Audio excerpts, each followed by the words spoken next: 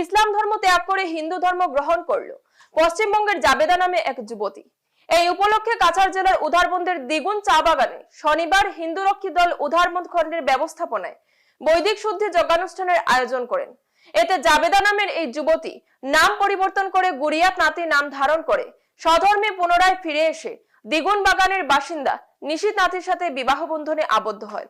উক্ত বৈদিক শুদ্ধি যজ্ঞানুষ্ঠানের মুখ্য অতিথি তথা ওই যজ্ঞানুষ্ঠান পরিচালনা করেন উত্তর পূর্বাঞ্চলের ভারত সেবাশ্রম সংঘের মুখ্য অধ্যক্ষ শ্রীমৎ স্বামী সাধনানন্দজি মহারাজ, শ্রীমৎ স্বামী পরাঞ্চজন্য মহারাজ, শ্রীমৎ স্বামী বিশেষানন্দ মহারাজও সঙ্গে উপস্থিত ছিলেন।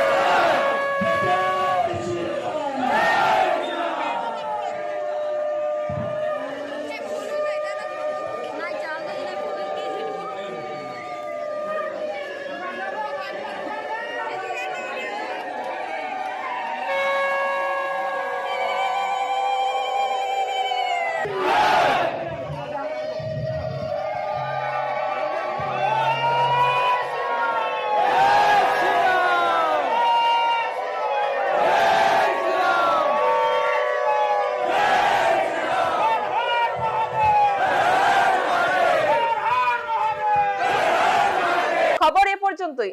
পরবর্তী বিশেষ খবর জানতে হলে দেখতে থাকুন পূর্বাঞ্চল।